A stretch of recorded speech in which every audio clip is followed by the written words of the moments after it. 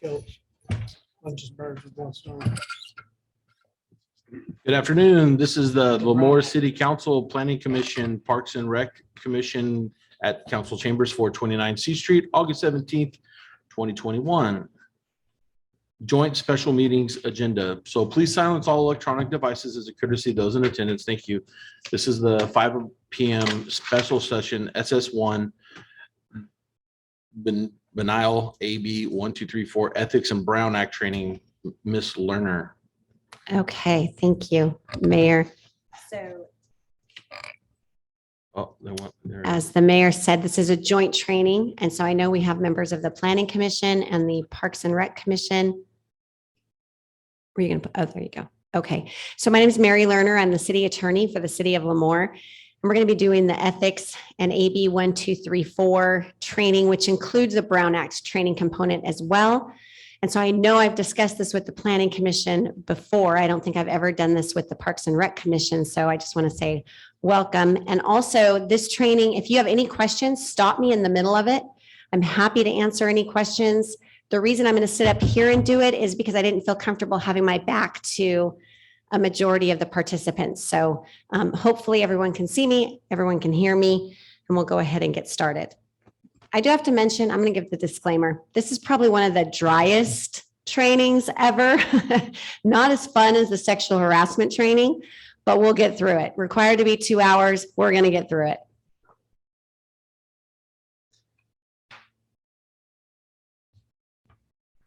Try it now. There we go. Okay, so why are we here?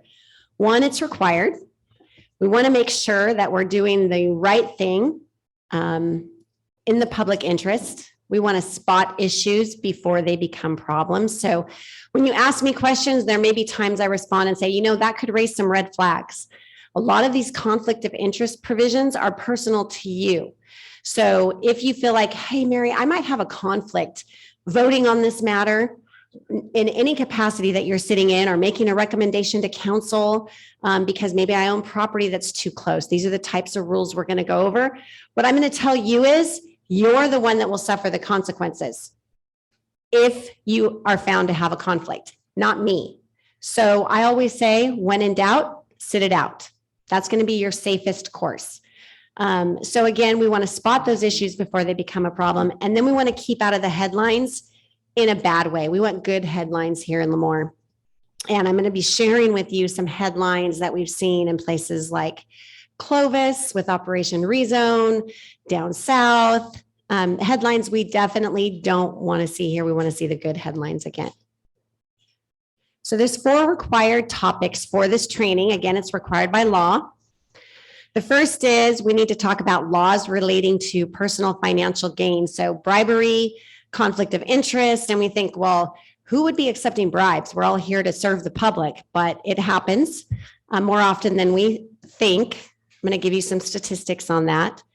We're going to talk about laws relating to personal advantages and perks of the office. So things like gifts, travel. We do have the holidays coming up in a few months, along with cooler weather, thank God. 3, we're going to talk about government transparency laws. So we're going to focus a lot on the Brown Act. And then 4, laws relating to fair processes. So this includes due process requirements, incompatible offices. So we never have someone simultaneously sitting on the Planning Commission and serving as a council member. So that would be an incompatible office.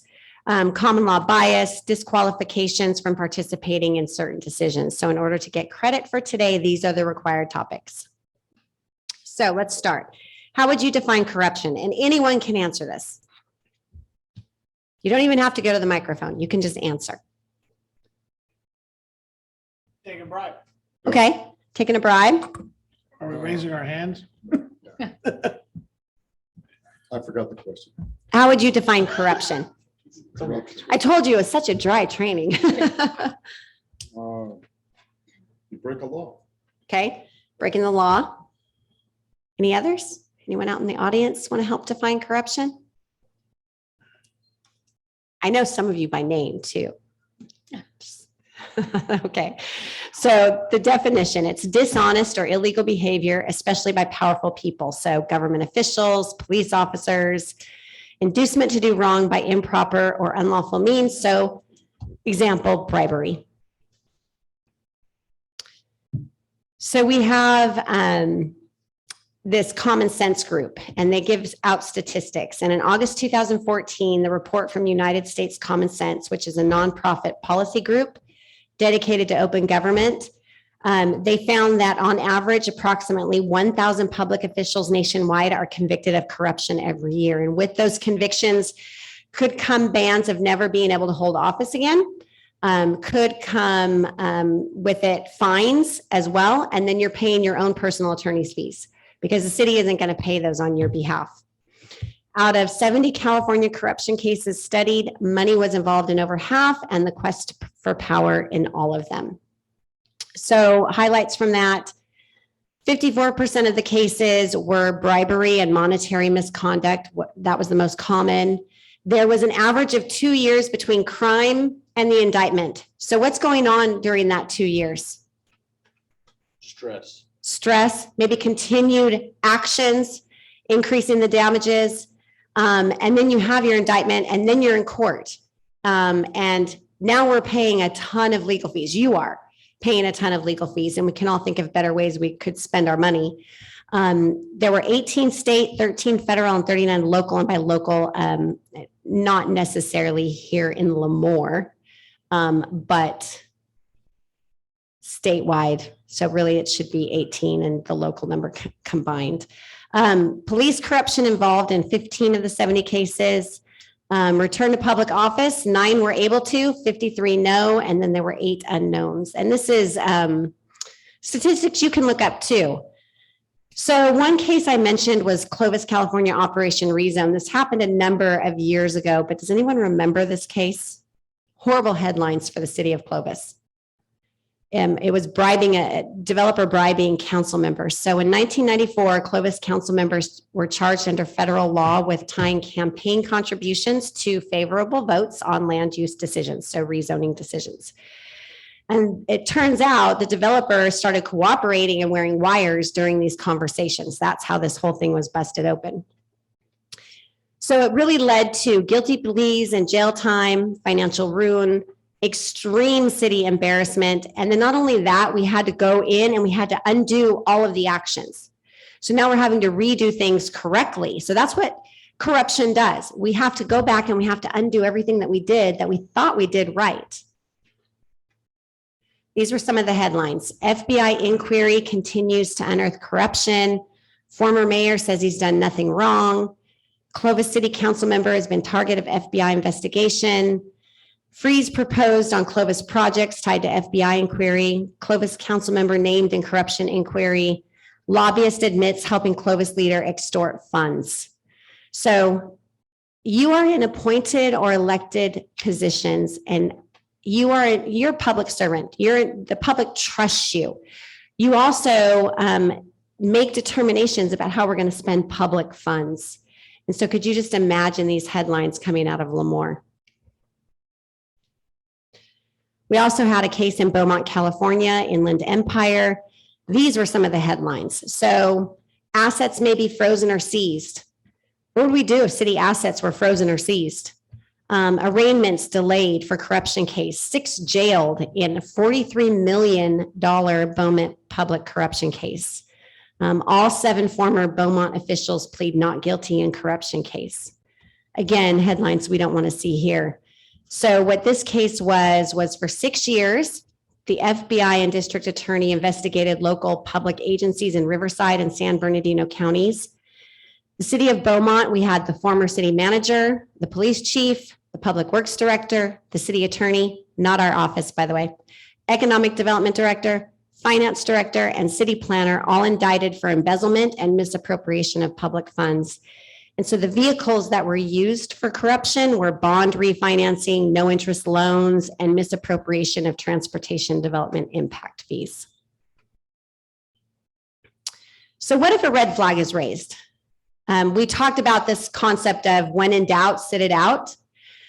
But you can stop and confer. You can talk to the attorney's office. We have staff in here. You can talk to supervisors. You can use online resources.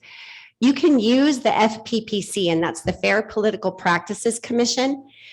But what you need to do is get a written opinion from them. So you can send them an email and they will email you back. You can say, hey, this is the situation. You know, what do you think? Should I not vote on this? You can get advice from them. But if you're ever charged with corruption, you can't say, well, the FPPC told me. You can only say, I have in writing from the FPPC. It's not enough to say, well, someone told me over the phone that it was okay. So often a conflict of interest is not readily apparent because there are so many rules and so many financial limits out there, and we are just going to touch on a few of them. So what I want you to do is just know that these rules exist and that it would be wise of you to use the resources like the FPPC. So again, hundreds of constantly changing rules that apply. Just know when to ask questions. So the first of our topics, we're going to talk about personal financial gain. Thank you, Mayor.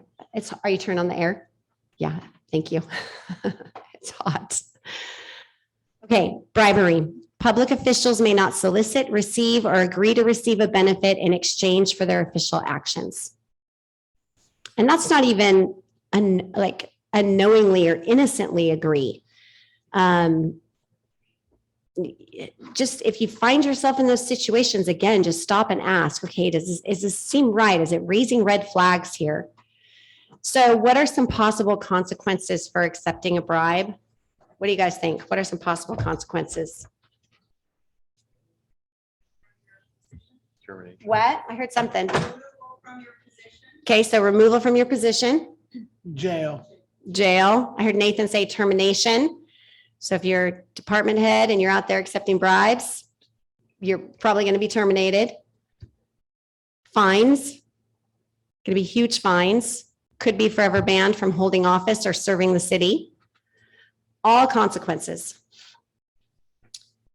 Another case study, this one relating to bribery, more headlines. South El Monte mayor pleads guilty to bribery. South El Monte mayor resigns. State audit underway as ex-South El Monte mayor pleads guilty to bribery. And one thing we see, when you see these headlines, you can bet that people are going to start making PRA requests because they want to be in the know. They want to know what went on. So they're going to start asking for your emails. They're going to start asking for your text messages. And it's important to understand that if you are conducting city-related business on your personal devices, those are subject to PRA requests. So I couldn't come to you and say, okay, Michelle, give me your personal phone. I need to look at it. What would I need? Search warrant. Yeah, I need a warrant, right? And if you throw it in the canal, I'm not jumping in after it. But what we can do to protect the city is say, hey, Michelle, we got this request. You need to check your personal devices and see if you have any responsive documents. And here's this affidavit I'm going to need you to fill out under penalty of perjury saying you checked and either you have documents and you've turned them over or no, you don't have any documents. Because my job is to protect the city. And that's going to protect the city because if it turns out you had documents and you didn't give them to us, we don't want the city liable for that. So you're going to say under oath on that affidavit under penalty of perjury, no, I don't have responsive documents, I checked. And now the burden is on you. If it comes up that you had documents and you didn't disclose them, that's on you now. It's important to understand this case came out in March of, I believe, 2017 that said your personal devices are subject to PRA requests. So I just want you to be aware. One of the first things we see with really any negative headlines, any catastrophes going on. So in the South El Monte case, the mayor pled guilty to accepting $45,000 in bribes from a city contractor in exchange for the approval of city contracts. He faced up to 10 years in federal prison, and it was pending comprehensive state audit of the city records at city expense. So while the city may not personally pay for your defense, now we're going to use public funds for these investigations. They're going to come in, they're going to look at all the city's expenses, and the city's going to pay for it. So what do we do to curb this? We have a number of laws out there. One is the California Political Reform Act of 1974, and this is updated annually. And this states public officials, whether elected or appointed, should perform their duties in an impartial manner, free from bias, caused by their own financial interests or the financial interests of persons who have supported them. That's your obligation. The general rule, you may not make, participate in making, or use official position to influence a governmental decision if the decision could have a reasonably foreseeable material financial effect on the official, immediate family, or any financial interest. So we're going to go in depth over these gift rules, and they do affect your families as well. So we do have a general public exception. So there's no conflict where the financial effect is indistinguishable from the public generally. So you may be voting on citywide fees here. Well, you live in the city, right? So it's going to affect you. If you vote no on that, okay, well, it's okay for you to vote on it because it's applied equally to everybody.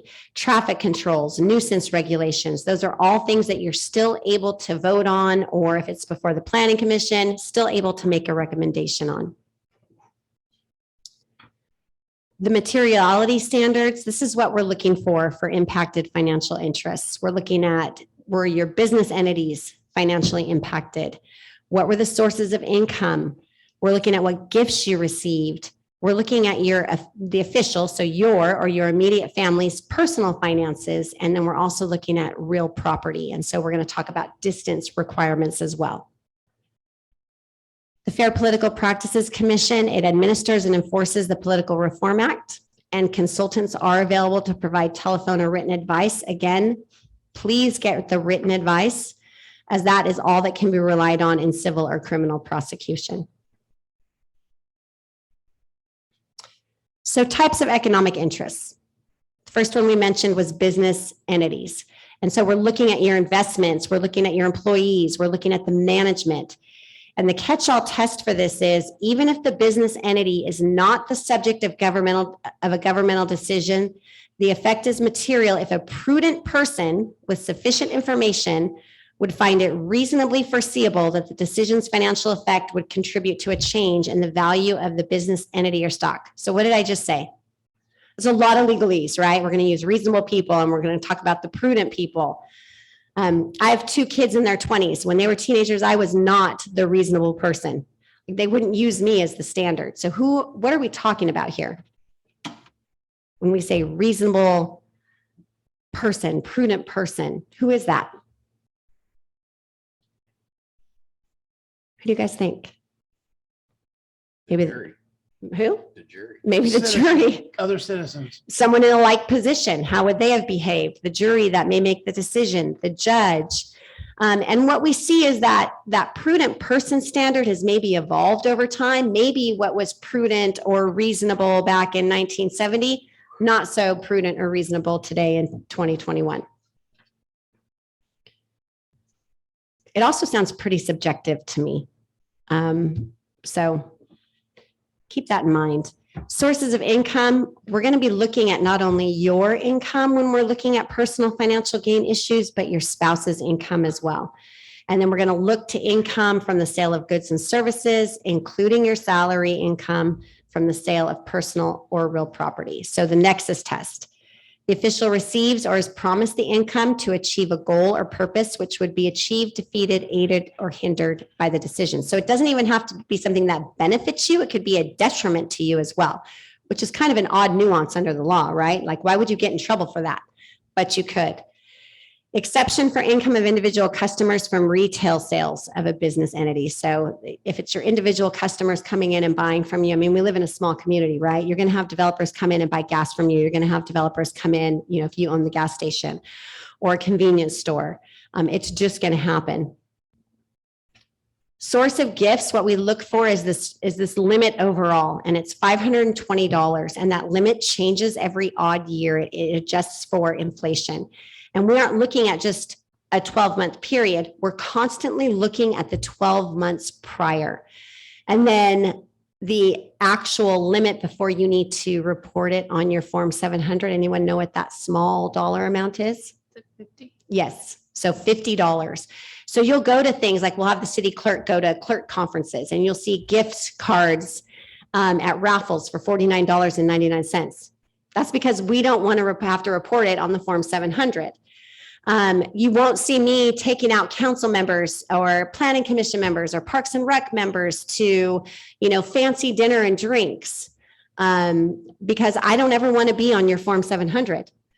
And likewise, you shouldn't ever want to have to be on my Form 700, and we don't want to report those things. So while it seems like we're just being neighborly and saying, hey, let's go to dinner or drinks afterwards, it's just important to, I like to pay for it myself. Personal and financial effect. So here we're looking at income, assets, liabilities, again, any 12-month period. We used to have a materiality standard of $250, and that's been replaced with a new standard. And so this new standard seems subjective. The official or the official's immediate family member will receive a measurable financial benefit or loss from the decision. So leaves a lot of discretion, doesn't it? When we say measurable. Exceptions, so participating in decisions affecting salary of same representative group. So I'll give you an example. In one of my cities, the mayor, her husband is police commander, next in line to become police chief. And so she votes on the MOUs, right? But she's okay to do that because they're decisions affecting the salary of the same representative group. There's, we don't look at stipends for attendance at meetings. So League of California Cities meeting is coming up. You may have a stipend of so much money for lunch, dinner, gas. You may have use of city vehicles, cell phones, credit card reward programs if used on official business. So there are exceptions, but what I want you to just be aware of is that you have this heightened awareness when you're out there, making decisions, spending money, attending conferences, meeting with developers, whatever it is. With respect to your real property, we have this 500-foot presumption for residential property.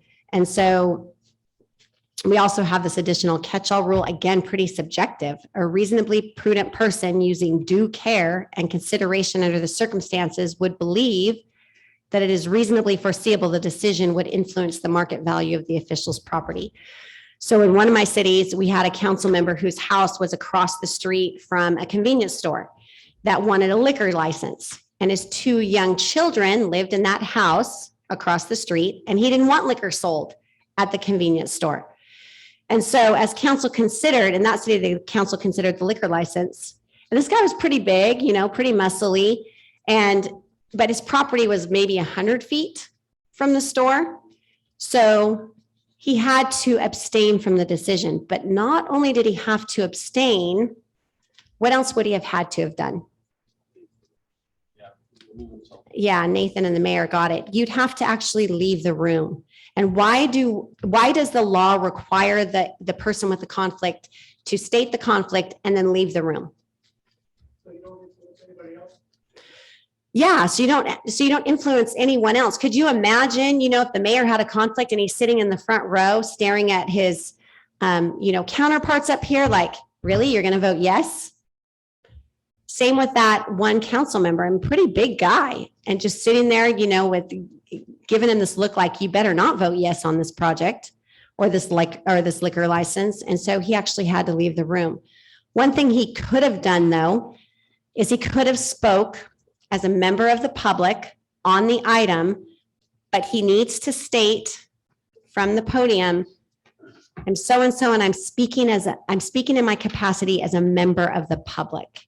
And then when he's done speaking, he then needs to leave the room. You need to be careful when you do that. You can't cross that line of now I'm sharing concerns or information that I obtained in my position as a council member or a planning commission member. You have to be really mindful that what you're actually talking about is actually related to your capacity as an individual. I mean, I've seen it happen where we've talked about something, not here, another city where we talked about something in closed session. And then one of my council members excused herself from the dais and went down to speak as a member of the public and started talking about things that she could have only obtained in closed session or from the attorney-client privilege. And I literally just I looked at her like, you got to stop talking. And so it's a fine line. So you have to be really mindful when you are speaking in that capacity. So case study on real property.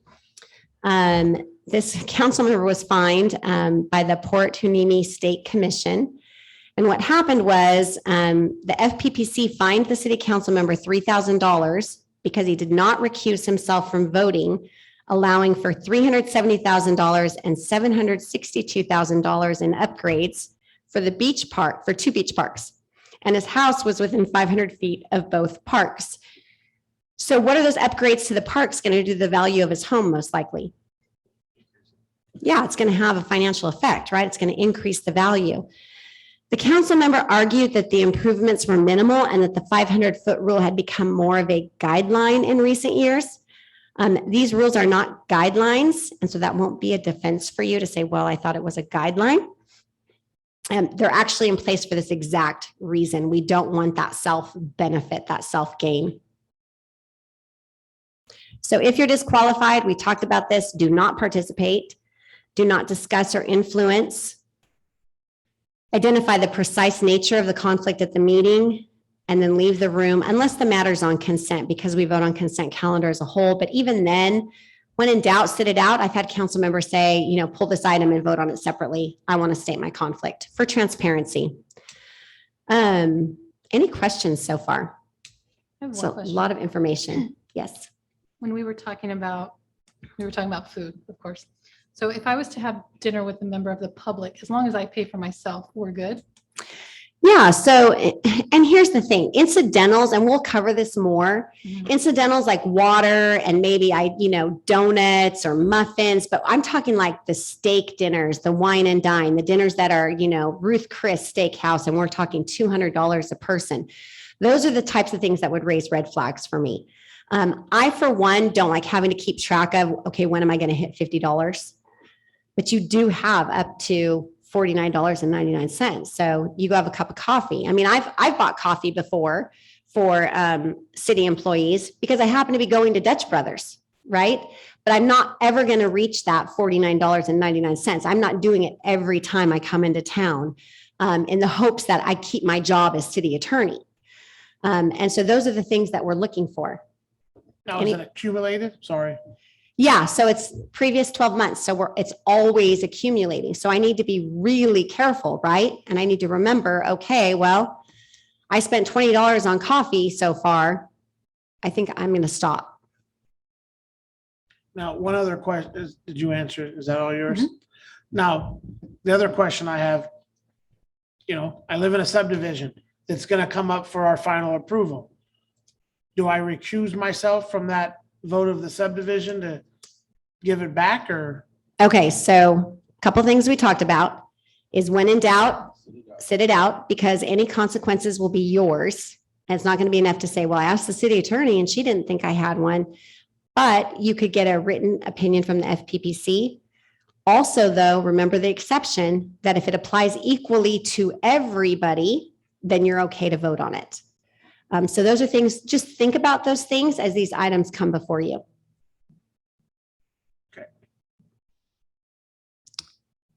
Okay, so we have a regulation here that says it's okay to speak as a member of the public if official has a personal interest in the matter. So that's where we talked about going down to the dais. Please state what position you serve in the city and then that you're speaking as an individual. That's really important. We have special rules for contracts here in the city. Public officers may not be financially interested in a contract, and this applies to both oral and written contracts. So let's say Mayor Pro Tem had a business and this contract came before a city council and it happened to be a contract between the Mayor Pro Tem's business and the city. Can we go ahead and consider that contract? Probably not. So we can't enter into a contract if any member has a financial interest in the contract. There's a very limited exception, and that's the rule of necessity. That means it's so unique that only Mayor Pro Tem had that service or that good. And then we can, but we would need to develop the record of this rule of necessity. And then she would need to abstain from the decision. The travel store, and this boggles my mind. I see some of these and I think, who thinks that this is okay to do? So an elected official in a travel agency business voted on consent calendar to approve payments to her travel agency of $28,481. She failed to disclose it on that Form 700. She faced up to a possible fine of up to $76,000. It ultimately ended up being $29,000. Exactly what she made. What? Said exactly what she. Yeah, made. it's the money that she made. She had to disgorge it. You're right. And what she did was October 2000 through November 2002, McDonald received 15 checks totaling the approximate $29,000 from the Newark School District to her agency, and she happened to make all the travel plans for district employees and students. Okay, I think I'm frozen, Marissa. There we go. So harsh penalties and remedies, contract will be void and unenforceable. There's criminal, civil, and administrative sanctions, and with conviction, you're forever banned from holding any office. So personal advantages and perks of the office. So there's two kinds of perks. There's perks that others offer you, and there's perks that you give yourself. So this could be through the use of public resources. This is the gift limit we were talking about. So effective of January 1 this year, it used to be $500, now it's $520. State and local officials and employees are prohibited from receiving a gift or gifts totaling more than $520, and this is the calendar year from certain sources. For state and local officials and employees who file those Form 700s, the gift limit is applicable only to individuals and entities that would have to be disclosed on the Form 700. So I have to file a Form 700, the rules apply to me. All of council has to file Form 700s, the rules apply to them. Your city clerk, she'll let you know if you need to file those Form 700s. She sends out the email annually. You also have to file them when you're leaving office too. So just a side note. So once you leave office or your position, you're going to have to file another Form 700. Gifts from others to officials. So gifts don't always have bows. So these can be things like meals, tickets to events, travel expenses. Elected officials and executive heads of public agencies, as well as those with significant decision-making authority, must be aware of gifts from all sources. For all others, be aware of gifts from sources that do business with the city. So we had one large business come into another one of my cities, and at Christmas time, they give these huge gift baskets and gift cards. And so what the city manager did was she put them in the like the break room for everyone to enjoy. It wasn't just, oh, I'm going to take these all home for myself. Another example, if you go to City of Clovis Chambers, they have a huge wooden sculpture carving behind them at the dais. And that was a gift to the city. And so the city used it for everybody. They put it up and everybody could enjoy it. If people ask you to speak at events while you're serving as a public official, you cannot get paid for that. Now, there's certain travel rules associated with that, but they can't say, oh, I'll pay you $5,000, Mayor, to come speak at my event. You can't do that. Gifts from others to the city manager is going to control who uses the gift, and then there's an additional form besides Form 700 reporting that the FPPC will make you fill out. And I don't expect everyone to remember all these. It's just putting them on your radar so that you think, Mary talked about gifts and we're approaching Christmas. So maybe I should look at the FPPC, check out some of those rules.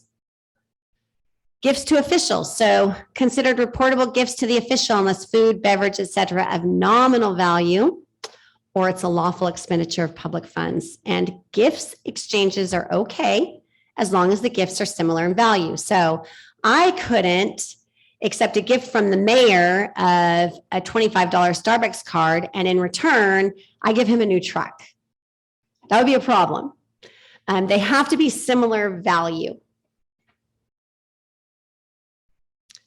Tickets and passes, gift rules apply to event tickets and passes, even if provided to the city and passed through to the officials. So things like, I represent a city over at the coast and the Salinas Rodeo is big. And I had a mayor say to me, hey, I got these tickets to the rodeo. Can I go ahead and take them? And I said, well, the gift rules apply to event tickets. And even if they're provided to the city manager who then gives them to you, that could be an issue. But again, personal to you because you're the one that's going to suffer the consequences. And this includes admission to events the city operates. So if the city's paying $10 to come in to a movie night, you should probably pay that $10 too to go into the movie night. And then another form that needs to be filled out if these things happen. Gifts from family and friends. So I've had people say, well, what if they give that trip to my spouse instead of to me? And those are actual questions I've received. That's going to be a problem. You can't be an intermediary for someone else. So it can't be like, okay, developer, you can go ahead and give that to, to my nephew or my son or my spouse, and then we'll use it because it won't be traceable. It'll be okay then. Gifts among friends exchanged at holidays, again, need to be of proportionate value. This includes holidays, birthdays, similar occasions. Believe it or not, we have gifts for we have rules for weddings. So wedding gifts must be reported at 50% value, but there's no limit on the amount. So good news. If you're planning on getting married, you can invite your colleagues and just report 50% of the value. There is an exception for bereavement offerings, active neighborliness, dating relationships, acts of human compassion. And so, if someone suffers a loss, I've sent flowers before, or if someone is, really sick in the hospital, same thing. I've sent flowers before, because it is sort of that bereavement offering. It's an act of human compassion, right? To acknowledge someone doesn't feel good. I'm not trying to keep my job. I'm just simply saying, I recognize that you're suffering. The travel payments from others to the city. So travel should be made directly to or coordinated with the city, must be for official city business, can't get a personal benefit from it, must be consistent with the city's travel reimbursement policy, and the payment can't be made to the official. There's also some rules that if you're going to accept travel to speak at events, so let's say you want to speak, you've been invited to speak at this event in Maui. Well, your travel can only be covered the day before and the day after the speaking engagement. I believe so. I'm pretty sure it's the day before and the day after. You can't just say, well, since you paid for me, I'm just going to spend 2 weeks there and take my trip home at the end of the 2 weeks. Elected transportation carriers, elected and non-elected officials cannot accept free or discounted transportation from transportation carriers. Does not apply to employees. No distinction for personal public business, and the penalty for accepting this type of transportation is forfeiture of office. So they really don't want you accepting free travel. Another personal advantage and perk are things like using city resources. So this could be, we see this a lot in election years. Personal use of public resources is prohibited. So that includes staff time, agency equipment like the copy machine. Hey, can you copy 200 of my flyers so I can get it out there? And really the idea behind this is we want to restrict the incumbent's advantages. So it wouldn't be fair to those running against you to know, well, he has access to the city copier, city staff to make calls. So we can't have that use of city resources.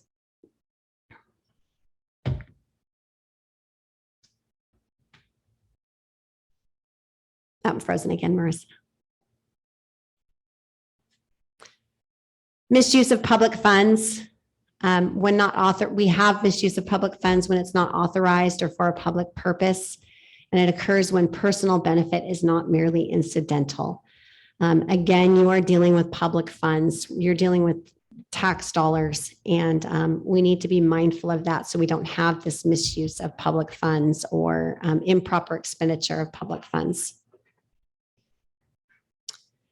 The consequences for violations. of misuse of public funds is a civil penalty of $1,000 a day, plus 3 times the value of the resource used. Criminal penalties, 2 to 4 year prison term, plus disqualification from office. It can also have income tax implications, and then you're paying for your own lawyer. And that's not cheap. So the best practice is avoid perks and the temptation to justify them. It's legally risky and it's a public relations headache. Because if someone gets wind of it, there's going to be PRA requests and then there's going to be headlines. Any questions so far? It's riveting, isn't it? Thank you for bearing with me. Okay, government transparency, fair processes. So let's talk about the Brown Act. But first, this Form 700, just as a reminder, you fill it out when you're assuming office, you fill it out annually while in office, when you're changing positions leading to a different reporting obligation, and when you're leaving office. So I'll give you an example. When I become a city attorney for a city, I'm assuming office. If I were to move away and someone else from my office became the city attorney, well, I'd have to fill it out again because I've left office. And the new person coming in would have to fill one out because that person would be assuming office. And again, Marissa will help you with those. So let's talk about the Brown Act. Favorite topic of mine. This is an open meeting law. There are limited exceptions for statutorily authorized closed sessions, and that's because we want our business conducted in the open. It's an open meeting law. No matter how uncomfortable it could be, it has to be done in the open. It applies to all local agency legislative bodies and their committees and subordinate bodies. So the Planning Commission is subject to the Brown Act. The Parks and Rec Commission, subject to the Brown Act. We want to have transparency, and these are open meeting laws. We're going to talk a lot about the agendas as well. So what does it require? It requires that our actions and our deliberations, so our discussions, be taken openly and in public. And meetings are public unless closed session are allowed.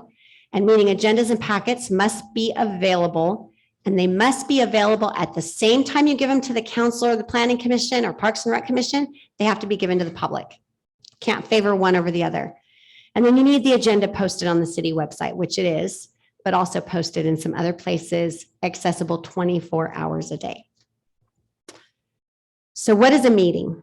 It's going to be a majority of members. So if we have 5 council members, if 3 of them get together and they decide to hear, discuss, or deliberate any business of the city, that's going to be a Brown Act violation. That's a meeting.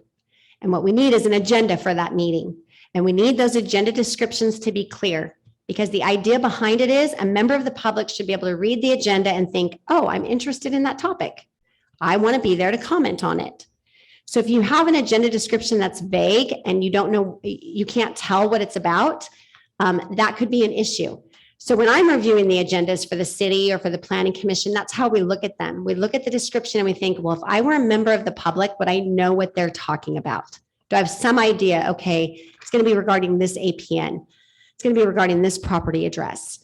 It's going to be, cannabis. Yes, Councilmember Gornick. So on our agenda, we have a record of final parcel map and tentative parcel map. How many citizens know what parcel maps are? And are those clear? So yeah, as long as we have the APNs or addresses, things that go with it to where we What's an can, APN? it's a parcel number. I know, but do you think most of the citizens know? No, but that's not your obligation. I'm just telling you what your obligations extend to. If you want to be more clear, there's nothing stopping you from being more clear. That's all I wanted to know. Is Yes. that we could have more language in here that's more descriptive. Sure, you could. You can always, Local language that yeah. this is a new housing development. It's occurring at such and such a. Yeah, absolutely. And I think that's where your staff reports are also really helpful because it should give the detail needed of, okay, what's going on. So you have the agenda description. Someone says, okay, you know what? I recognize that address or that APN. Let me look at the staff report. They look at the staff report. They're getting plenty of information to know what's going to be discussed. But yeah, there's nothing stopping more description. Thank you. You're welcome. Any other questions? So what doesn't constitute a meeting? So individual contacts. to a degree. We're going to talk about those. Public conferences. So we have the League of California Cities coming up. So it may be that all 5 council members, myself, I go. Community meetings. I mean, you guys are a small city relatively. So you just had the, annual fire event. You may have all 5 council members out there. You may have your planning commissioners out there, your Parks and Rec Commission members out there, because maybe it's at the park. What would raise some sort of red flags is maybe a quorum of you getting together and standing around talking. You may not be talking about city business. You could be talking about your kids' birthdays. But when people look at that, what are they going to naturally assume? Yeah, that you're talking about business. And in this age of instant news and picture taking and Facebook, that could be the assumption. And so not to say that you can't, but just be aware that there's public perception. So watch out, was that a meeting? So what is a serial meeting? Most often this type of meeting is conducted through a series of communications by individual board members, council members, planning commission members, or less than a quorum groups, ultimately involving a majority of the body's members. So what does that mean? Let's look at it through technology. So I send a text message. Let me back up. Mayor sends a text message to Mayor Pro Tem. Hey, what do you think about cannabis? Okay, you only got 2 people there. If she says, hey, I'm in favor of it, Mayor probably knows how she's going to vote on it, right? She's probably going to vote yes. Mayor Pro Tem then sends the same text message to Councilmember Gornick. Didn't come from the mayor. Now it's Mayor Pro Tem sending it. And he says, yeah, I'm in favor of it. Well, now we know how he will likely vote. So now Mayor Pro Tem knows how 2 of her colleagues are going to vote. That's a problem. That right there is an illegal meeting because it went from one person to the next person to the next person. Yes. Yes, that's exactly what it's called. The other type of communication we have is a hub and spoke. And I had a council member ask me one time, she goes, so I asked the mayor, and again, cannabis, and this is true, how he felt about cannabis. And he said, he wasn't in favor. And then I went ahead and I asked this other council member, different date, different time, but I asked them how they felt about cannabis. And I said, well, let's talk about that. By asking those 2 people how they felt about cannabis, do you have an idea of how they're going to vote? Yeah. Okay, that's, again, a problem, and that's an illegal meeting. So even though you are that hub and you have these different communications at different times, different days, doesn't matter. You can't do it. It's considered an illegal meeting. And you may have good intentions. We see this even with electeds. They aren't sworn in yet, and all electeds not sworn in yet are still subject to the Brown Act, and they have the best of intentions. Like, I'm going to meet with this council member, and I'm going to meet with this other council member, and I'm going to figure out what's going on. I'm going to be up to speed in the city. But you start having those multiple meetings with different council members, and as soon as we hit a quorum, even though your intentions were, good, it's going to be considered an illegal meeting. Yes. So you've identified some problems Mm-hmm. with how we communicate. So what are the solutions to getting the answer to the question of how do you feel about cannabis? So the one solution would be, let's agendize it and have an open discussion, because the public's going to want to be part of that discussion. Right. They're going to want to know how you feel. That's one solution. If it's an update about what's going on in the city, one solution is you're having meetings with the city manager, and the city manager is not going to relay each other's positions to each of you. It just is, here's an update for you, Councilmember Orth. Here's an update for you, Councilmember Gornick. So that's another way to get information to you. But as far as topics and how people feel about it, best is to agendize it. Yeah, you're welcome. And so these are the types of communications that we just talked about. It could be from the mayor to Mayor Pro Tem to Councilmember Cheney, vice versa. Or it could just be one person as the hub, Councilmember Gornick as the hub, and then he's reaching out to his counterparts. Same for the Planning Commission, same idea, and the Parks and Rec Commission. So we don't want serial meetings. Again, even with the best of intentions, hey, are you going to go attend this meeting? Well, look what's on that agenda. I'd like to attend that too. What are some concerns we have? Well, first of all, you shouldn't be having those concerns with the majority of you outside the meeting because you operate as a body, and that's important. You may operate as a body on a split 3-2 vote, but that's the decision of the body. Okay. So the bottom line on communications, a majority of members cannot discuss issues outside of the meeting. I'm going to talk about it in the age of COVID in just a few minutes. So public participation, the whole idea of the Brown Act is that we're open meeting laws. We want the public to come and participate. And I know we've been locked down in COVID, but the state of California allowed us to be locked down, and the participation came in the form of a writing on agenda items, or if there was a way to take public comment via Zoom or whatever platform. We're going to talk about different platforms that have been used during this crazy time. But we want to allow public comment on everything on the agenda. Recordings. People may sit in here and they may record you with their phone and upload it to Facebook. Perfectly fine. The news may come in and they may record you and have a news brief about you on TV. Perfectly fine. People can come in with their signs, right? Their signs, I'm against cannabis. What we would ask, though, is that maybe they not sit in the front row, but sit in the back row, because we want people behind them to be able to see what's going on. So we can say, okay, can you stand off to the side? News cameras, you have your big equipment. Can you maybe stand off to the side so that the public can still see? What we can't say is, you know what, there's no room for you in here with your camera. Disruptions. So I have seen many passionate people at meetings. The public is passionate about things like we talk about animal shelters. In some of my cities, very, very passionate about animal shelters and dogs. We've had news cameras there. We've had people scream and yell from the audience. It's important to remember that when you're up here and you're conducting business, whether as the council, the planning commission, the Parks and Rec Commission, it's a meeting of your body in front of the public. It is not a meeting of the public in front of you. You have the right to conduct your business.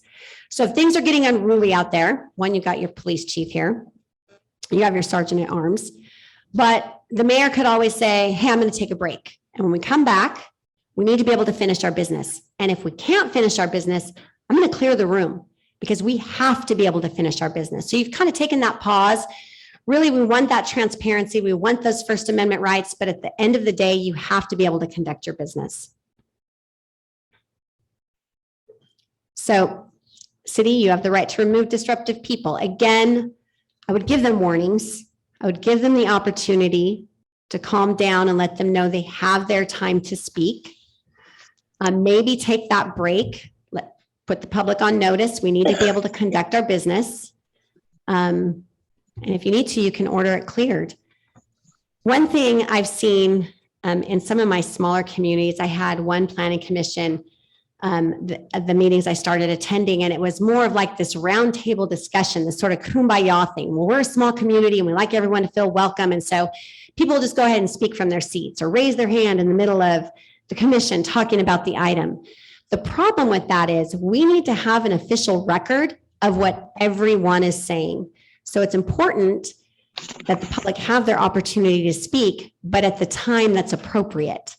And then they need to come to the podium and they need to be able to speak their time limit because the clerk has to keep a record of that. If we end up in litigation, our official record is the minutes. And if you have people randomly raising their hands or shouting out things, or I feel this way, and you're continuing to allow it, that could be a problem. And it could create issues if we do end up in litigation or have to unwind deals. Any questions so far? So the idea is, we're going to let the public speak and we're going to let them speak about everything on the agenda, but there's a time to do that. There's also time limits that can be imposed. So you have a hot topic on your agenda and we've now taken 2 hours of public comment and we're hearing the same comments over and over and over. It's okay for the chair of the planning commission or the mayor to say, you know what? How many of you feel the same way this person who just spoke feels? Raise your hands. Okay, great. Anybody with a different comment? You can come up now. Okay, or you can say, we're going to limit discussion on this to 1 hour. So maybe some of you have a representative that can come up and speak, but to have these repeat comments, you're never going to get through your business. And frankly, we're all not very good at midnight, 2 a.m. I mean, I've sat in meetings at 2 a.m. where we're talking about whether to have chickens and pigs in our backyard. And people are not in their right minds at that point in time, at 2 a.m. when we're talking about chickens and pigs. True story though. Closed sessions. So we can go into closed session for certain matters. We're going to identify those items on the agenda. You'll note that the mayor always reads the closed session items. That's a government code. We actually have to read those and tell the public what we're going into closed session for. And the public has the right to come up and talk about it. So, for example, on your agenda tonight, we have 3 closed session items. We have labor negotiations, we have significant exposure to litigation, and then anticipated litigation. Now, why would we take, for example, the litigation items into closed session? Why do you think that's an exception? Why can we take that and talk about it behind closed doors? Client privilege, client attorney privilege information. Yeah, we want to maintain the attorney-client privilege, definitely. I can tell you that if I were opposing counsel litigating against the city and you decided to talk about those things out here, I'd be sitting in the front row because I'm going to learn everything I can. If you're going to talk about it in open session, give away your strategy, give away your bargaining position, give away, your strategy with respect to witnesses, your strategy with respect to litigation, your strategy with respect to whatever it is related to that exposure. If I were opposite you, I'd be taking notes. So it doesn't seem reasonable that you would do that in open session. That's why it's allowed in closed session. Councilmember Gornick. You could also come to the podium and ask a question about the argument. That's right. That's a really good point because it's open to the public. So not only will I be in the front row, I'm going to have my chance to do some extra discovery. Same with labor negotiations. It doesn't seem right that we would bargain against ourselves in open session, right? That's why we do it in closed session. We get authority from council, certain limits, certain maximums, bargaining authority, and then we go back and bargain. We don't want to bargain against ourselves out here in open session. It just makes sense. If we were going to have to do that in open session, if I represented the POA, I'd be front and center. And then again, as Councilmember Gornick pointed out, I'd be first to the podium. So that's why we have these very limited exceptions of going into closed session. Again, very, very limited. So the information that we talk about in closed session, it's confidential. It cannot leave closed session. And that's any communication relating to closed session. Counsel has the ability to waive the attorney-client privilege and talk about advice I give them outside of closed session, but they have to vote to do that. Would I ever recommend that? Probably not. Did I see a hand? No. Okay. Also, one reason why, if I ever go into closed session with the planning commissioner, if Wes ever goes, Wes from our office sits at your meetings, if he ever goes into closed session with you and hands out a document, we most likely are going to ask for that back. Because where we don't want it to end up is on the front seat of your car or your dining room table. That could be a problem. In this age of COVID, where many of my councils appeared via Zoom, this council, we always came in, but some of my other councils, we had Zoom meetings and we get ready to go into closed session and someone's sitting in their dining room. Okay, well, is anyone else around that can hear this discussion? Because this is closed session and we have to make certain of that. So there were some challenges with closed session and Zoom, but we got through it. But it's just being mindful of, okay, this is going to be closed session. I need to make sure that I'm the only one listening to this. And then I need to preserve that confidentiality. So this Brown Act in the virtual world. It used to be that we always had to have a majority of council members attend in person, had to be open to the public. If we had a council member attending like from a hotel back east, because they had a commitment that they had to be at, they could call in, had to be agendized that way with the address of where they were calling in from. The agenda has to be posted where they're calling in from. So if it's their hotel room, that agenda needs to be posted at their hotel room for 72 hours in advance. Then they have to open the door to their hotel room and allow any members of the public in. And then their phone has to be on speaker because the Brown Act requires us to be open. I'm sorry, is it too loud? That You were changed asleep, with so I thought I COVID. could have it on. Now, our rules with COVID are, should council all choose to appear by phone, that's fine. We don't need to publish the agenda there. And it was Yeah, to we missed- accommodate for this We missed the guy I COVID-19. like, but. Those he rules was are in 5 place minutes right to now, I sit down, like, believe, through the end of September.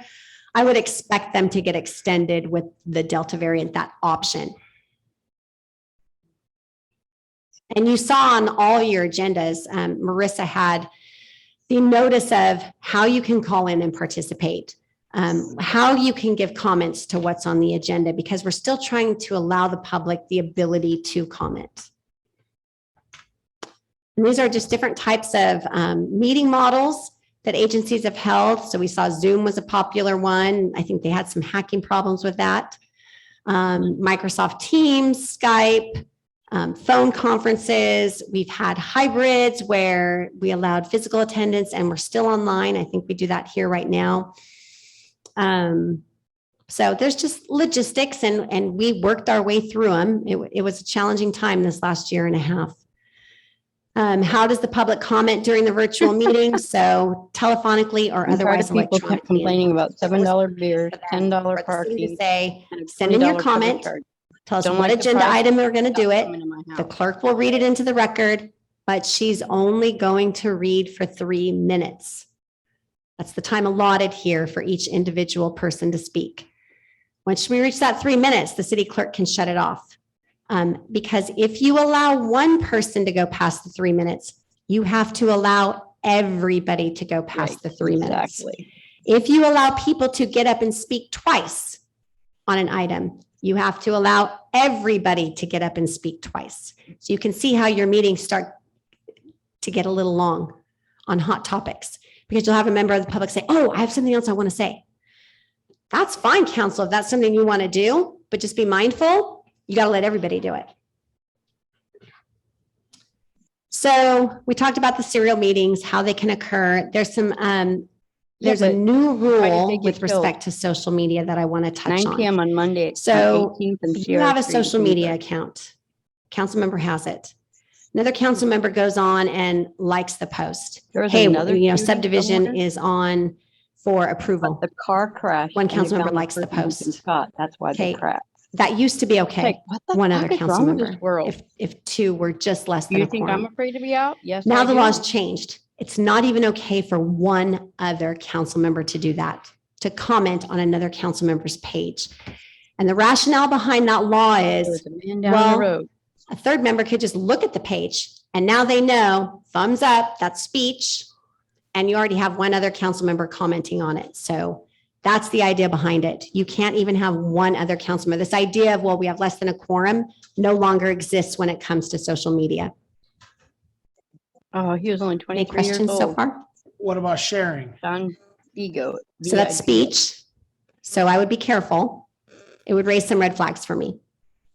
If one council member has a post and you decide to share that post on your platform, it's going to show who it originally came from, right? Yeah, what if it's a city, Yeah, like an the event. 100-year anniversary? Oh, yeah, if it's an event, They said I that, believe I he was shared it. targeted. this yeah, person if it's an shared it. event, I think that's fine. That's what Yeah, events don't raise red flags for me. What raises red flags for me is things like, yeah, No, like agenda. action items. Okay. Haven't said it was No. gang. Those Just wanted to action make items. sure. That's a fair question. I appreciate it. And that's, you know what, you got to Coffee ask those Pops got questions. Shared a lot. Yeah. So did that 100-year thing, and that's, Yeah, I mean, we're balancing this need, right? Balancing this need of, hey, public, we have something really exciting going on in our community. We have this 100-year celebration. This is super cool. And this event's going on versus, hey, cannabis is on the agenda. We get a thumbs up from one council member, another council member, you know, excited to talk about this. And then a third council member seeing it. that makes sense. Yeah. And at first, you know, that didn't used to be the law, but I think people have really thought this through in this age of social media and speech. Violation of the Brown Act can be a crime. Consequences of violations, so nullification of decision. criminal sanctions for intentional violations, and then that intense adverse media attention. So just a couple of things I just want to highlight. Know that we're these open meeting laws. Understand that we don't want serial meetings. Think about transparency. Think about public perception. So if you decide to, Lauren? we have, I don't know how many, I'm going to assume a majority of planning commission members here for sake of argument. If we were talking about city business and we had a majority of planning commission members here that were going to get up and talk on the subject, I would highly encourage them to, one, say, I'm speaking as a member of the public, not in my capacity as a planning commission member, and vice versa. It raises red flags when we start seeing majority of people coming from a certain group and talking about the exact same thing. Like, what's the perception there?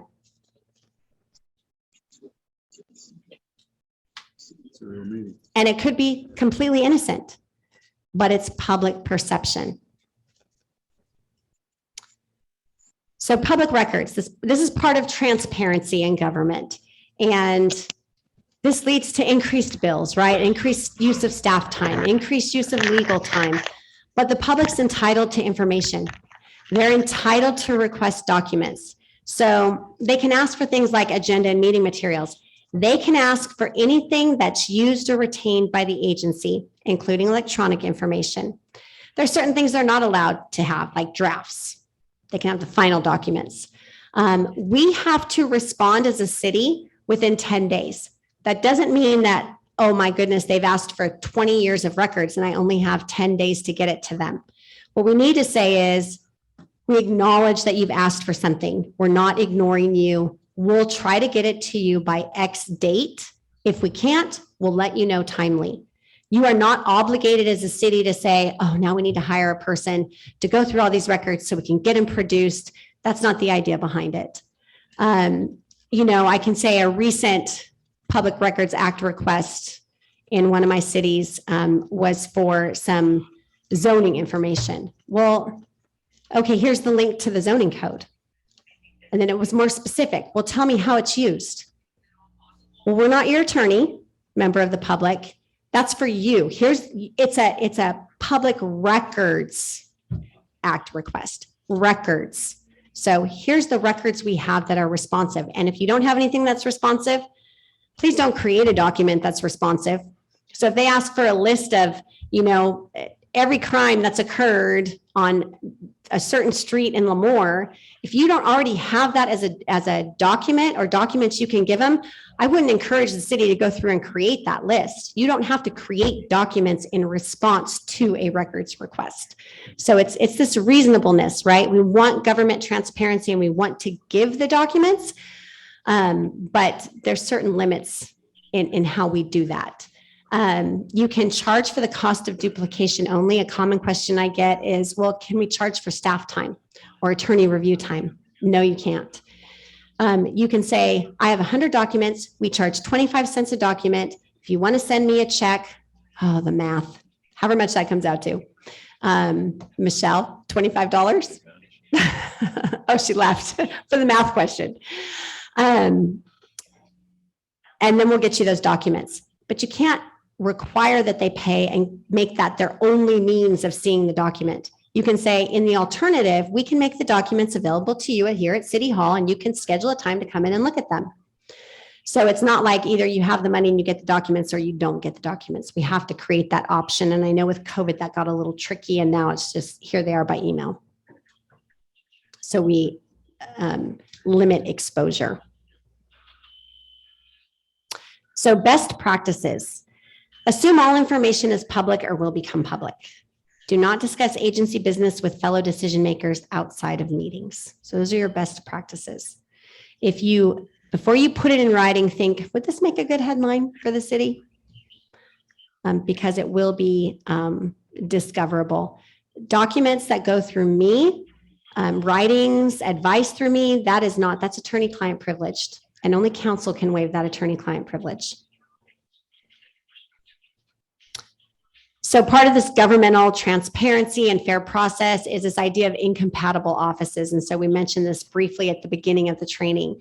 This idea that maybe a planning commission member runs for city council and they're elected. Well, they should resign their position with the planning commission. You can't sit on both because your planning commission, they make recommendations to the city council. And they also make certain decisions. So the penalty, you forfeit the first office upon acceptance of the second. Any questions?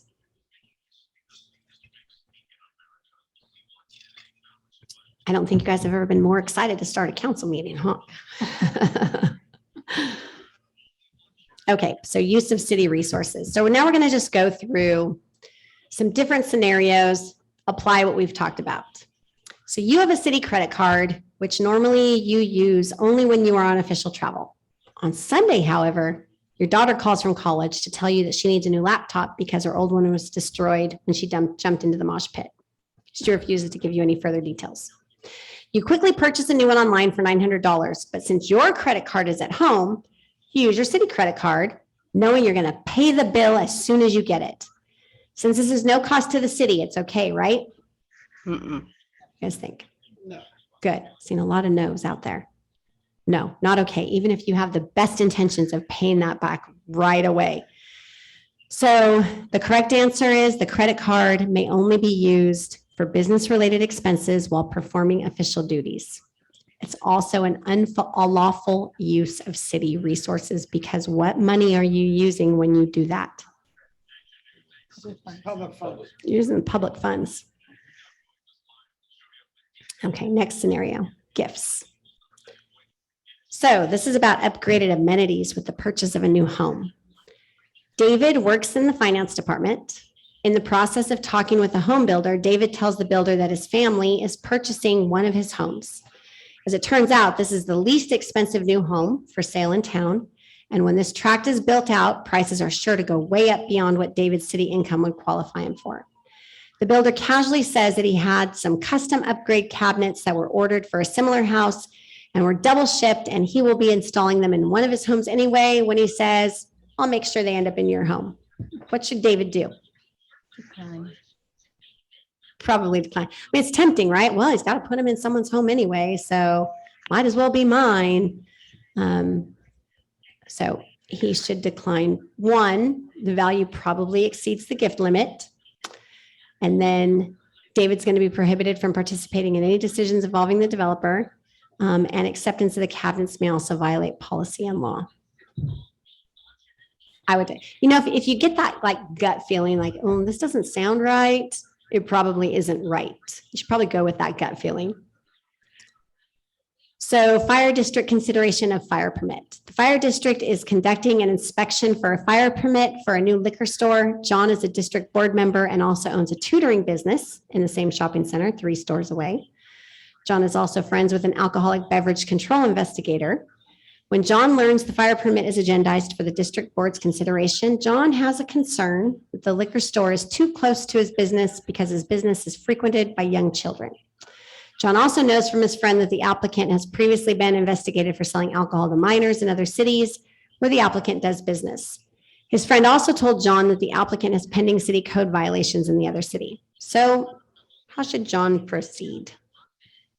What do you think? He's a board member. It's going to come before the board. What do you think John should do? Recuse himself. Yeah.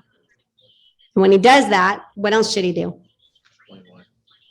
Explain why, and then leave the room. He can talk as a business owner.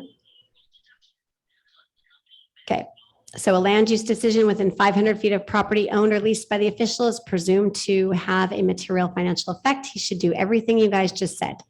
State the conflict, get up and leave the room, abstain from voting on it. However, he may still speak as a member of the public to express his concerns as a member of the public. Council member contact with neighborhood associations. So Susan is a council member. She had concerns about a project in an environmentally sensitive area. She met with members of a neighborhood association opposed to the project and discussed the project with them. The project came to the council for consideration of discretionary permits. The neighborhood association came to the meeting and opposed the project. So what do you think Susan should do during the public hearing? She met with them. What do you think she should do? State a position and recuse herself also. Was this in her neighborhood? It could be. I mean, even though we have districts, once you're elected, you represent the entire city, but yeah, it could be your neighborhood, could not be. So one, let's back up. You as council members, you meet with people, right? You meet with your constituents. I would just caution against saying, well, this is how I'll vote on this, especially for public hearings. Because the idea is that we need to hear testimony before you say how you're going to vote. Maybe it's, hey, council, I met with the association. They're here. I just listened. Got information.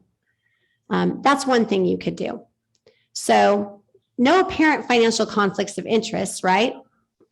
It could be those communications could be deemed to deprive the applicant of a fair hearing. So she may want to sit it out. We actually have case law on this. We don't want bias issues. So my best advice is just refrain from saying, oh yeah, I hate this project. I'm going to vote no. Don't you worry. Because again, if it ends up being a public hearing, for you to already have a set mind of, I'm going to vote no on this no matter what, before you've heard testimony, that could affect due process with respect to projects. So it's keep it to yourself until after you hear testimony. So any questions? I'm going to finish early because you guys are super quiet. Yes, Councilmember Gornick. This is required by the state, like for all bodies, but is the what's available on FPPC website, does that meet this requirement as well?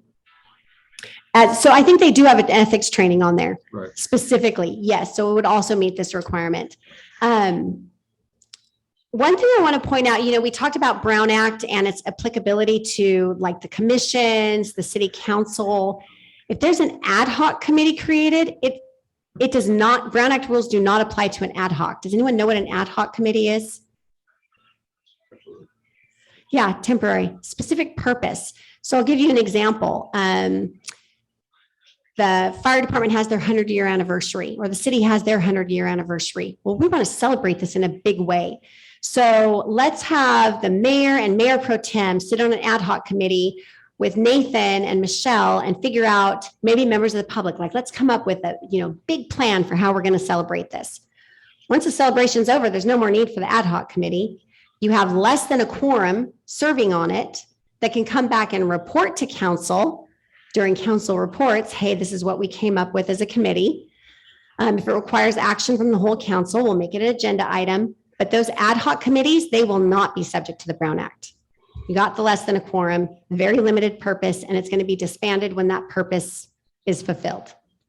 Councilmember Gornick. Question, let's say the mayor decides to bring that to the council to create an ad hoc committee and appoints the members. That's an action by the bodies that's subject to the Brown Act.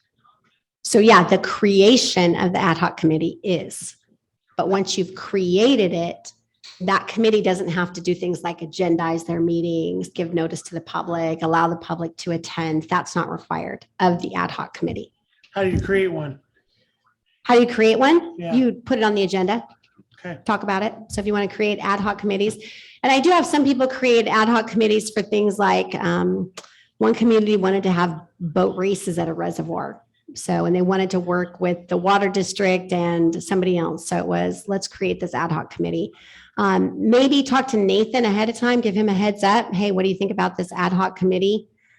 You always want, my big thing is no surprises, right? No surprises for council members because you're out there, members of the public, same with your commissions, no surprises. Same for your staff, no surprises for your city manager. I think that that's important. And part of my philosophy of no surprises is if I email one council member with information, I'm giving it to all of you.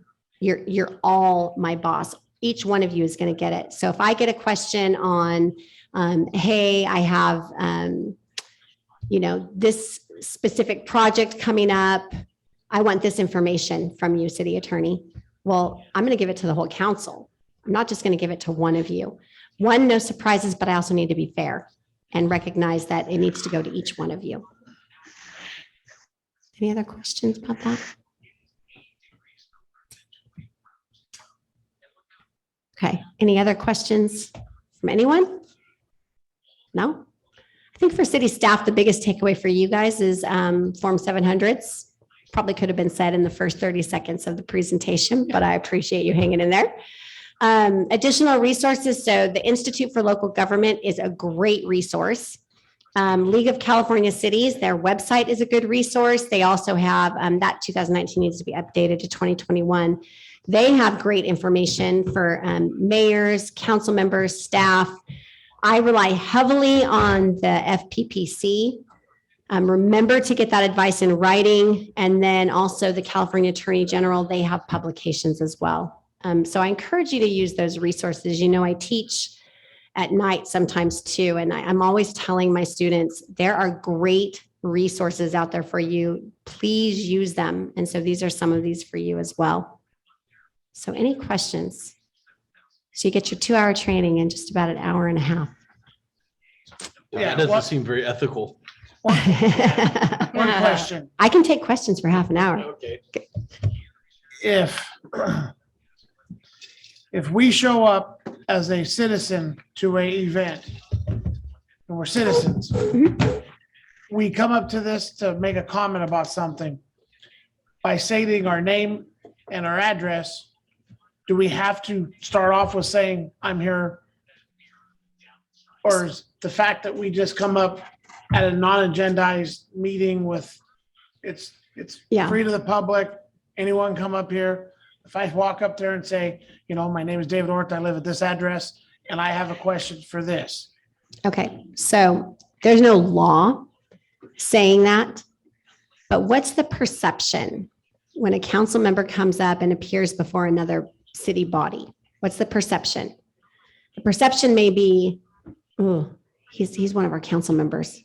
I want to make sure I get this right, or maybe I should vote this way. I think it's more transparent to let the public know, hey, even though I'm a council member, I have rights and I'm talking in my individual capacity. I'm also a resident here and I have the ability to talk as a resident.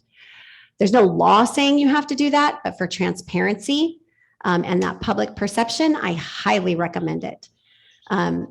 Because people are going to say, well, great, we had a council member come to X, Y, and Z, and here they are trying to influence decision-making, when that's not at all what you were doing. And you could make that clear by saying, I'm a resident and I have the right to be concerned about X, Y, and Z. And then remember just not to share information that maybe you obtained in your capacity as a council member, like in closed session or through the attorney-client privilege. That would be the issue. But for transparency, I recommend it. I recommend saying, I want you to know I'm speaking in my individual capacity. So we're allowed to do it as long as we say we're speaking in our capacity. Yeah, I think you're still allowed to do it, but it's Three that people perception. Went to the planning commission. It's that The mayor, Mayor transparency. Pro Tem And this we don't guy want to have to undo and ask decisions, them because then what are you doing if we end up in a legal as action? a You're supposed defending yourself saying, whoa, whoa, I wasn't talking as a council member. I wasn't speaking Member for of the the council. community. I don't have that authority. When you could have taken care of the problem right up front and said, I'm speaking in my individual capacity. I'm speaking as a resident. Then we're not in defensive mode if that decision is challenged ever. Well, there Because was that's what three we of want to them. avoid. The planning commission, Yeah, my I just point take is, issue with that because she's saying, this is a small town, Yep, okay? need to be People able, know us. The reason is because they voted for us. right. So you're asking us to split hairs in some ways, because it doesn't mean it's going to eliminate the challenge that somebody would say, well, You're right. you're still a council member. Everybody knows you've been elected. X number of people voted for you. Right. So, it's Yeah, and I agree with what you're saying, Councilmember Need to be- Gornick. So you need to be clear that you're I'll give you there an as a example. citizen. in an election year, if I'm you're not out there here and as you a have, council member. Measure S on the ballot for They didn't say that. police and fire. Special But there ballot were measure. 3 of them there. And you're going up and you're You got knocking up on to the doors. podium Hey, vote about the for this Navy. Measure S. Okay, that's They different were than you. fact-finding to And see this what is was actually gonna case law. happen. That's different than you the night before the I election or think the that day of the wasn't election, okay. pounding on someone's door, wearing your City of Lemoore shirt. I need you to vote on measure, da, da, da, da, da. It's a time, place, and manner test. And we do have to defend those types of actions. So if you have the ability to make it a little bit more clear, understand the standard that the courts use, I just recommend that you do it. Whether or not you do it, that's a decision personal to you. And it does come down to splitting hairs, right?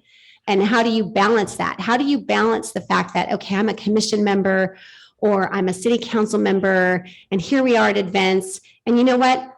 I want to do that fire hose and I want to spray somebody with Mayor Pro Tem and Council Member Orth. Let's get in there together. Come on, let's team up. Let's get in our huddle and figure out how we're going to do this. How are we going to go after Council Member Cheney with that fire hose? And you're all huddled together. There's nothing saying you can't do that. But public perception is going to be, why are they huddled together? What on earth could they be talking about huddled together like that?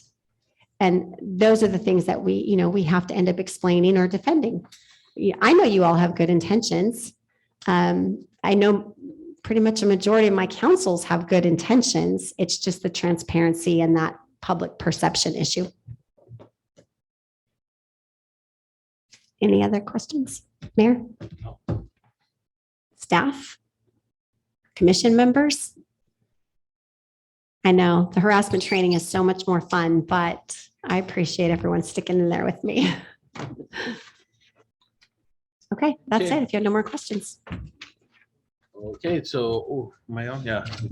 So that's, we're gonna be adjourned until our 7 o'clock closed session.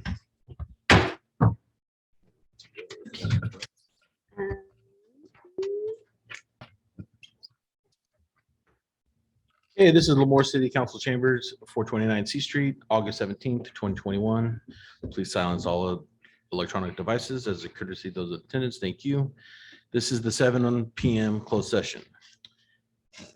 These items have been set aside for the city council to meet in a closed session to discuss matters pursuant to Government Code Section 54956.9D4. The city attorney will provide an oral report regarding the closed session at the beginning of the next regular city council meeting. 1, conference with labor negotiator, Government Code Section 54957.6, agency designated representatives, Mary Lerner, city attorney, and Michelle Spear. Assistant City Manager, Employee Organizations, General Association of Service Employees, Lemoore Police Officers Association, Lemoore Police Sergeants Unit, Police Professionals Service Bargaining Unit, and underrepresented. 2, Government Code Section 54956.9, conference with legal counsel, exposure to litigation, significant exposure to litigation pursuant to paragraph 2 or 3 of subdivision D of section 54956.9, 2 cases. Number 3, Government Code Section 54956.9, conference with legal counsel, anticipated litigation, initiation of litigation pursuant to paragraph 4 of subdivision D of section 54956.9, 2 cases. In the event that all the items in the closed session agenda have not been deliberated in the provided, the city council may continue closed session at the end of regular scheduled city council meeting. So with that, we are in closed session. Thank you. 30 our regular session. So we'll go ahead and call us to order, and we'll have the invocation followed by the Pledge of Allegiance. So after invocation, please stay standing for the Pledge of Allegiance. Let's go to the Lord. Heavenly Father, Lord, we come before you and we thank you for an opportunity to meet. Lord, we thank you for the leadership of the city council and just pray for wisdom for them as they go through this evening's meeting, and just pray that your presence would be here and that, again, you would just lead them to do the best that they can do for the community. We thank you for our community, Lord, and just pray that you would watch over it and that you would take care of those that are taking care of our community, the first responders, Lord, our police force, fires, and our nurses and those who take care of the needs of our community. Pray that you continue to work in their lives. And we just pray for your provision. And we thank you for being a blessing in our life. In your name we pray. Amen. Amen. Ready? Salute. I pledge allegiance to the flag of the United States of America and to the republic for which it stands, one nation, under God, indivisible, with liberty and justice for all. Thank you, Pastor John. Thank you. Roll call. Good evening. Councilmember Orr, Here. Councilmember Gornick, Here. Councilmember Cheney, Here. Mayor Pro Tem Matthews, Here. Mayor Lyons. Here. Thank you. Okay, so we have a quorum. Closed session report. Nothing to report, Mayor and Council. Agenda approvals, additions, and or deletions. There There are none. are none. Okay, so public comment. Public comment will be in accordance with the attached policy. This time is reserved for members of the audience to address city council on items of interest that are not on the agenda and that are within subject matter jurisdiction of council. It is recommended that speakers limit to their comments to 3 minutes and is requested that no comments be made during this period on items on the agenda. The council is prohibited by law from taking any action on matters discussed that are not on the agenda. Prior to addressing the council, any handouts for council will be provided to the clerk for distribution to the council and appropriate staff. So is there any public comments? Not even one? Man, my public comment guy is here too. Oh, they got him going. You got him. Got him going. I will not step down from a challenge. We all lost a bet. We all lost a bet. I would like to thank you all for your hard work. And I know that you have just been through a session on ethics in government.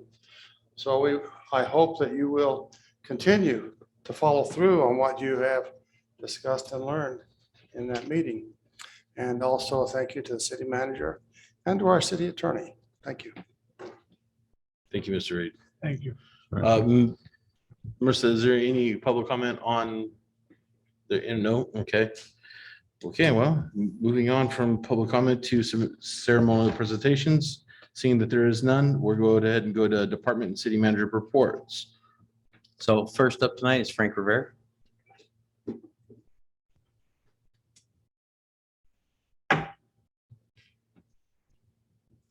Good evening, Mayor and council members. I just want to update you on a couple of projects. You may already be aware of one, but Lamar has started to move dirt at the subdivision adjacent to West Hills. That's going to be, when it's fully built, a 362 lot subdivision. But right now they're going to start on the first phase, which is 152 lots. We also had a meeting with them just the other day. They are moving forward with their phase 2, which is track 920, which is on Liberty. It would be just north of the Liberty subdivision. They should be moving dirt in that area in October. Is that a similar project to phase 1? Yes, sir. That's it. Phase 2 includes the park as well for that area. It's like a 3-acre park, I believe. Okay, next up is Miss Michelle Spear. Good evening, Mayor and council members. I wanted to give you a brief financial update. The city of Lemoore has already begun the fiscal year 21 audit. That ended, fiscal year 21 ended on June 30th. We're working with our consultants to close our books, and we've already had communications with our auditors. And so we're hoping to have that to you by the end of the calendar year. Additionally, we've already reached out to Tyler Technologies, who will be our new software provider, and we should begin the implementation process in about the next 30 days.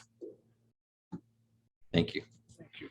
And then just for me, we put a public notice out this morning for mosquito abatement. There's been 17 more cases of West Nile found in Kings County. So that brings the total up to 26. Currently, no human cases, but they're just putting it out there that it's this time of year, it starts dropping off, July, August. So they're saying just be careful as, in the pre-dawn hours and when the sun's setting, that's when they're most active. So we have 26 total cases of trapped and the mosquitoes as of right now. That's it. Thank you. Okay, so next is our consent calendar. Items considered routine in nature are placed on the consent calendar. They will be considered and voted upon in one vote as one item unless a council member or a member of the public requests individual consideration. 3-1, approval of the minutes, regular meeting, August 3rd, 2021.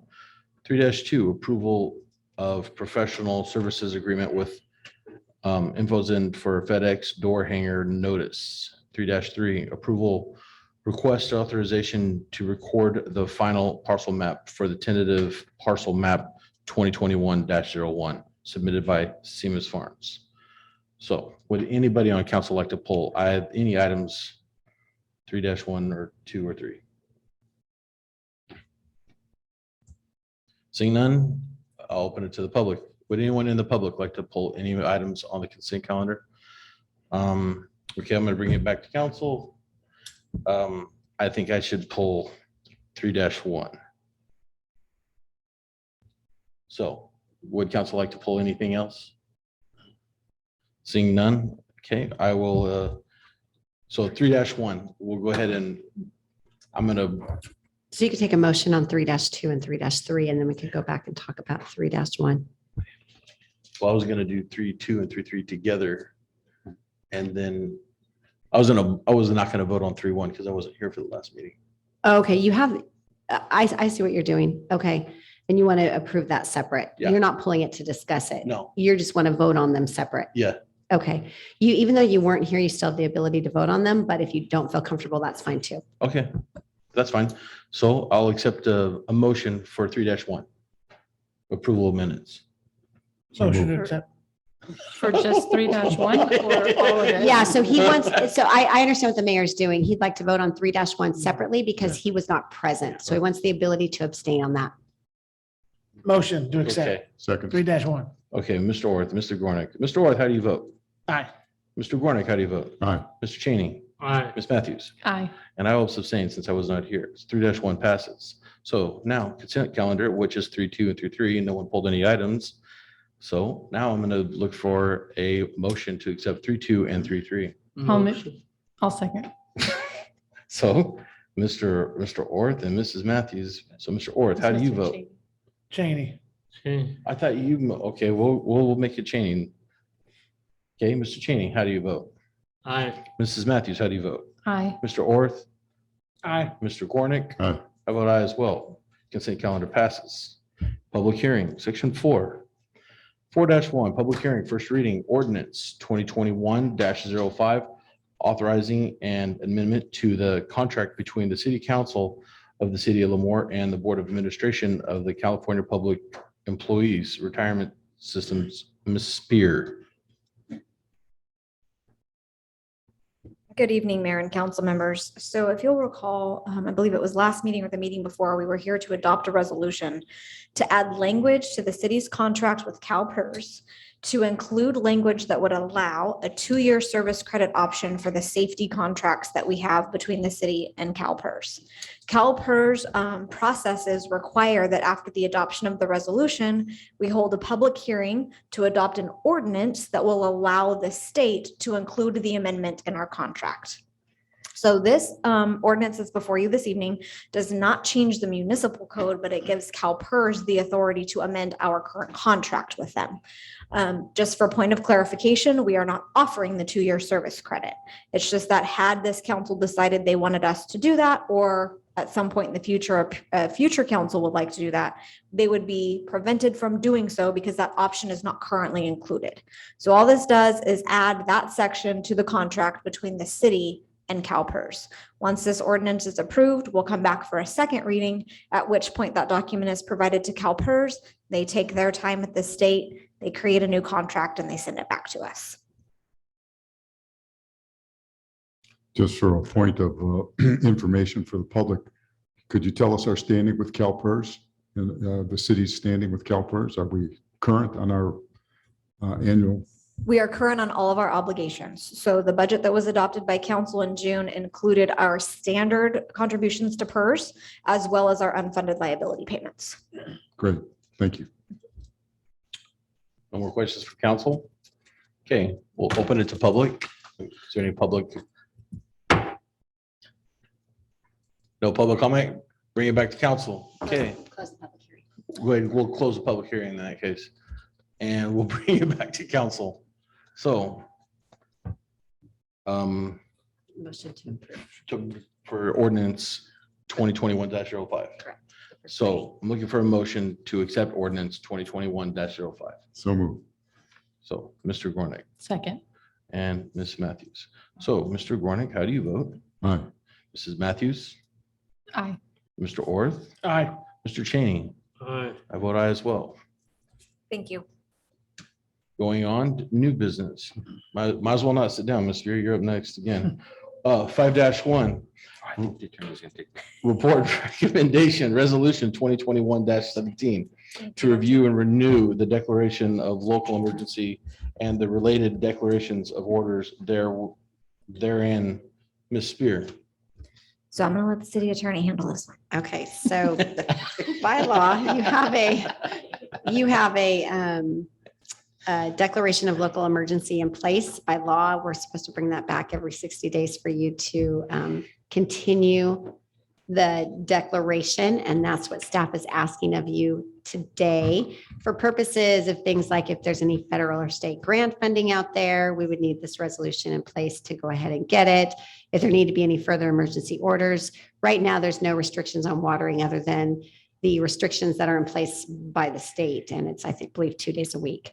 But that ability may need to be there if there need to be any emergency purchases for well restoration, things like that. So that's what's before you today. Do you have any questions of me? None? Seeing none? Is there anyone from the public that would like to ask any questions on this? None? Seeing none? Okay. So move. Yeah, you need to vote on it. Yeah, it's, I need a motion to accept resolution 2021-17. So move. So, Mr. Gornick. and Second. A second by Mr. Orth. Mr. Gornick, Aye. Mr. Orth, Aye. Mr. Cheney, Aye. Mrs. Matthews. Aye. I vote aye as well. 2021-17 passes. 5-2, report and recommendations. Resolution 2021-18, adopting the water, wastewater, and stormwater master plans and authorize the filing of notice of exemption. Mr. Rivera. Good evening again, Mayor and council members. I had before you Resolution 2021-18, adopting the water, wastewater, and stormwater master plans and authorize the filing of the notice of exemption for CEQA. As you remember, on April 20th of 2021, Jeff Cowart, the city engineer who is with us tonight, presented the draft water, wastewater, and storm drain master plans to council during a study session. The master plans presented assist in long-term development of the city, evaluating current systems and planning for the long-term development of the city by evaluating current systems and planning for future infrastructure needs in order to provide adequate infrastructure of water, sewer, and storm drain systems for current and future demands. If approved, staff will come back at a later date. And in this document, there's actually cost for doing work. It's fairly well detailed, but it says if development occurs up north, then you should do this your infrastructure. So in this report, it has all this information. So if approved, staff will come back at a later date with an update to the development impact fees so that they may include the approved projects that are related to future growth. It has been determined that the plans are exempt from additional CEQA processes because they fall within the categorical exemption of section 15061B3 of CEQA guidelines, which states that CEQA only applies to projects that have a significant effect on the environment, as defined by the Public Resources Code, section 21068 and section 15382 of the CEQA guidelines, as being a substantial or potentially substantial adverse change to the environment. Once approved, staff will take the once approved, staff will file the notice of exemption and at the county offices. Any questions? No questions for council? Okay. Would anyone in the public have any questions? Since our public has no questions, bring it back to council. We're going to look for a motion to accept resolution 2021-18. Motion to accept 5-2, resolution 2021-18. Second, Mr. Orth and Mrs. Matthews seconds. So, Mr. Orth, how do you vote? Yes. Mrs. Matthews, yes. Mr. Gornick, Yes. Mr. Cheney. I vote aye as well. 5-2 passes. Thank you. Thank you, Mr. Rivera. Moving on to brief city council reports and requests. We'll start with Mr. Orth. For once, I don't have a lot to say. I want to thank our police and fire for everything they do, our city workers, everyone's working hard. Thank you very much for all you guys' hard work. That's it. Oh, I'm sorry, Mr. Gornick. You know, That was Mr. Mayor, I quick. just want to make a comment. You know, you missed part of a meeting and I think you need to be retrained a little bit. Oh, on, no, which part did I miss? The last. Last meeting, you know, Oh. need to get a little retraining. Just, Nathan, I guess a request. Yeah, I've gotten a couple of inquiries from neighbors about the placement of the basketball, what do you call them? Basketball nets in the streets, you know, the ones you buy at the store and you put out in the street, portables. And, you know, people move and they still leave them out there. And do we have any kind of a ordinance about those things, or do they have to be in the streets, or can they be on the, I don't know. Councilmember, I don't know that off the top of my head, but I'll get the answer for you and Okay, I'll I was just email it out curious. to council. Mr. Cheney?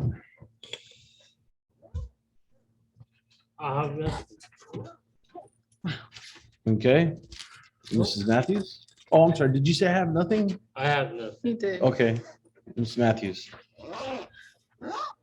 Just want to mention that the Brew Fest is coming up, the Lemoore Lions Brew Fest, Saturday, August 28th, from 5 PM to 9 PM at Lemoore Lions Park. Also, there's an open position for a part-time crossing guard. We can apply online. That's for the schools. Apply online at lemoore.com if you're interested in that. Also want to thank our first responders, all of them, city staff, my fellow council members. Thank you all for the job that you do. That's it. Thank you. I'd also like to thank the rest of you guys. You know, it's a chore to do city's business. I also like to thank Mr. Rivera, Mrs. Spear, Mrs. Hallwell, Ray Greenlee, Sheila, and all of the Parks Recs guys. Brewfest is coming up August 28th. But no, and Pastor John, thank you for doing Invocation.